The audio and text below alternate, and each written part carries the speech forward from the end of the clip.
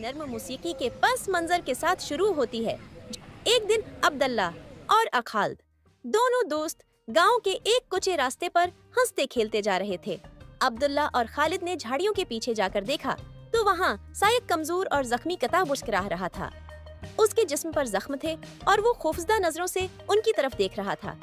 अब्दुल्ला की आंखों में हमदर्दी थी। वो आहिस्ता से आगे बढ़ा जबकि खालिद पीछे हट गया। अब्दुल्ला, ध्यान रखो, कहीं ये काट ना ले, खालिद ने घबरा कर कहा। अब्दुल्ला ने मुस्कुराकर खालिद को तसल्ली दी और जख्मी कुत्ते के करीब बैठ गया।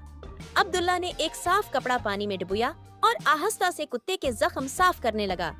किता थोड़ा सहम गया मगर अब्दुल्ला की नरमी ने उसे सुकून दिया। खालिद, जो अब भी दूर खड़ा था, हैरानी से ये सब देख रहा था। अब्दुल्ला, तुम्हें उससे डर नहीं लग रहा? खालिद ने पूछा। ये भी अल्लाह की मखलूक है, हमें उसकी मदद करनी चाहिए, खालिद बोला और तेजी से गांव के अपने घर की तरफ दौड़ पड़ा। उसके चेहरे पर इज़्म था। खालिद वापस आया और अब्दुल्ला को रोटी थमाई। अब्दुल्ला ने नरमी से रोटी जख्मी कत्ते के करीब रखी।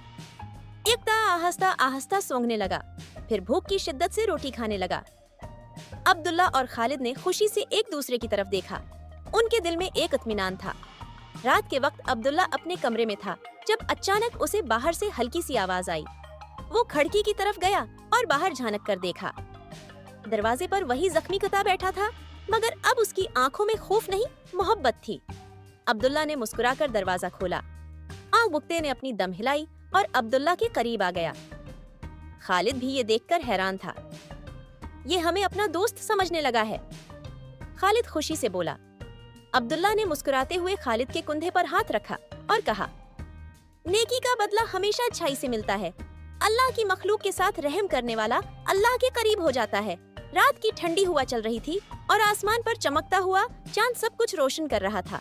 अब्दुल्ला, खालिद और वो कुत्ता दरवाजे के बाहर साथ बैठे सितारों को देख रहे थे। यही था मोहब्बत, हमदर्दी और नेकी का इनाम। मजीद ऐसी खूबसूरत कहानियों के लिए हमारा चैनल सब्सक्राइब करें। शुक्रिया।